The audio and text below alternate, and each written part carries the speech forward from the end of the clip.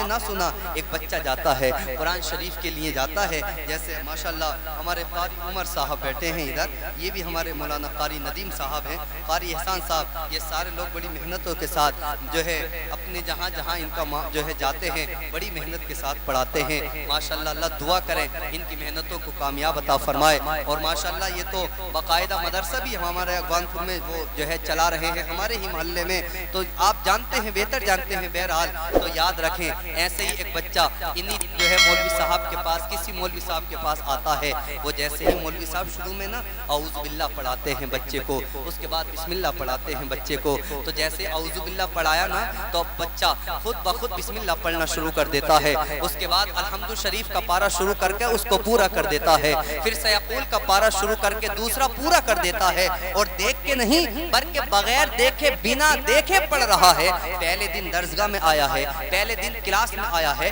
پہلے دن ٹیچر کا سامنا کر رہا ہے، پہلے دن اپنے ٹیچر کے سامنے اس کی اتنی ہمت ہو رہی ہے کہ ٹیچر شروع کرتا ہے پارہ وہ جو ہے ختم کرتا ہے، اللہ اکبر، تیسرا پارہ تلک الرسل شروع کیا، بچے نے پورا کر دیا، چوتھا پارہ لن تنالوا شروع کیا، بچے نے پورا کر دیا، والمحسنات پانچواں پارہ شروع کیا، بچے نے پورا کر دیا۔ ایسے ہی گاڑی آگے چلتی رہی، استاد دیکھ رہے ہیں، ٹیچر ٹک ٹکی نگاہوں سے دیکھ رہے ہیں، آج یہ پڑھنے آیا ہے یا پڑھانے آیا ہے، آج یہ سیکھنے آیا ہے یا سکھانے آیا ہے، اللہ اکبر۔ جب اس نے غالباً 14-15 پارے پڑھ دیے بغیر دیکھے تو اس استاد اور ٹیچر نے کہا تھا ارے بتا تو ذرا تو پڑھنے آیا تھا یا پڑھانے آیا تھا، اور تجھے یہ پارے کیسے یاد ہوئے؟ اس نے کہا تھا اے میرے ٹیچر، او مائی ٹیچر، بات تو ذرا سنیں، یہ ہے کہ جب میری ماں جو اتنے پاروں کی حافظہ تھی، میری ماں کو اتنے پارے یاد تھے، جب وہ مجھے بغیر ان پاروں کے یاد کرے ہوئے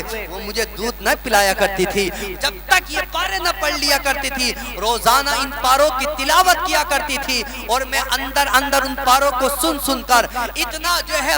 اتنا سنا کہ اللہ نے جب مجھے پیدا فرمایا ہے تو انہی پاروں کا حافظ قرآن بنا دیا ہے۔ یاد رکھیں جب ماں قرآن پڑھتی ہے تو بیٹے کو اللہ حافظ قرآن بنا دیا کرتا ہے، یہ ہے ماں کی تربیت کا بدلہ۔ اگر مائیں تلاوت قرآن کریں گی انشاءاللہ بیٹے ضرور بھی ضرور حافظ قرآن پیدا ہوں گے۔ یاد رکھیں آج کہا جاتا ہے کسی انگریز نے، اور وہ انگریز بھی ایک لیڈی، انہوں نے کوشچن کیا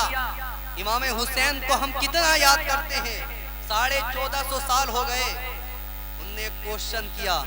کہ آپ کوئی دوسرا حسین پیدا نہیں ہو سکتا؟ ایک بار کوشچن کیا کوئی جواب نہیں آیا، دوبارہ پھر کوشچن کیا کہ اب دنیا میں کوئی دوسرا حسین نہیں آ سکتا؟ جواب نہیں آیا، کوئی آنسر نہیں۔ اس کے بعد پھر جو ہے تیسرا کوشچن ہوتا ہے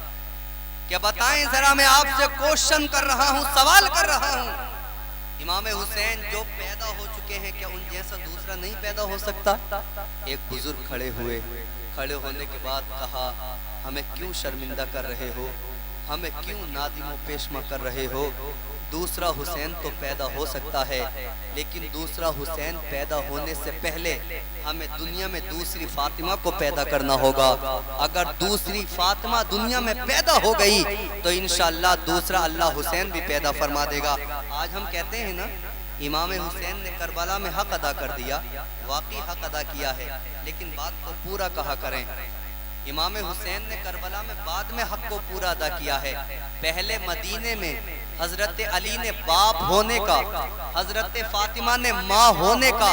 پہلے مدینے میں حق ادا کیا ہے، اس کے بعد امام حسین نے کربلا میں حق ادا کر دیا ہے۔ آپ ذرا سنیں تو امام حسین کا سر قلم ہو چکا ہے، نیزے پہ جا رہا ہے، پھر بھی تلاوت قرآن شریف پڑھ رہے ہیں، اللہ اکبر کبیرہ۔ کہنے والے کہتے ہیں امام حسین کا سر نیزے پر ہے پھر بھی تلاوت کلام اللہ کر رہے ہیں، اللہ اکبر۔ ان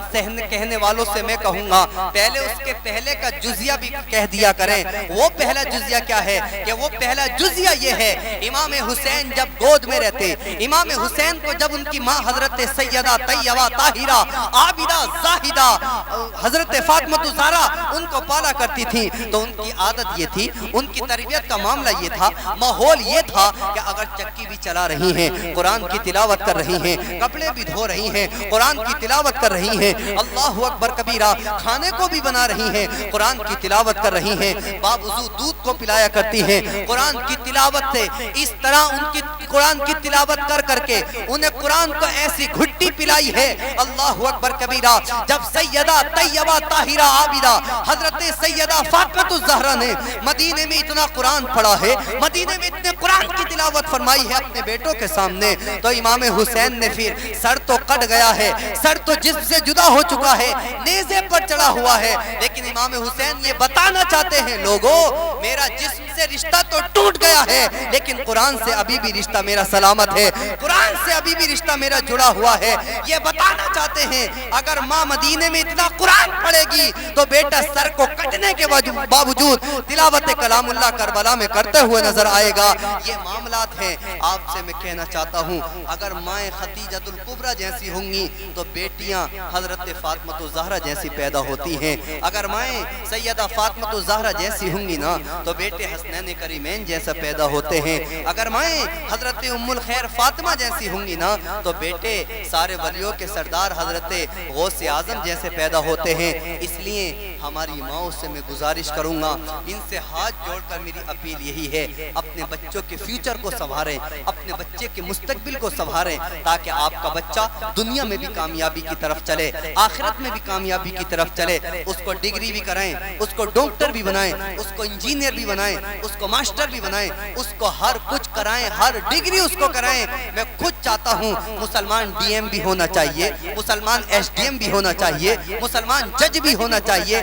اس سے پہلے مسلمان کے دل میں علم دین کی جو ہے طلب بھی ہونی چاہیے، اس سے پہلے مسلمان کے سینے میں قرآن جیسی جو ہے نورانی تعلیمات بھی ہونی چاہیے، اس سے پہلے مسلمان کے دل میں حضور کی احادیث مبارکہ کی تعلیم ہونی چاہیے، تاکہ وہ اگر جج بھی بنے تو کوئی غلط فیصلہ نہ کرے، ڈی ایم بھی بنے کوئی غلط فیصلہ نہیں کرے، ایس ڈی ایم بھی بنے اللہ اور اس کے رسول کے طریقے پر عمل کرتے ہوئے قرآن اور حدیث کی روشنی پہ فیصلہ کرے، پھر وہ فیصلہ جو کرے گا انشاءاللہ دنیا میں بھی کامیاب رہے گا، آخرت میں بھی کامیاب رہے گا۔ اس لیے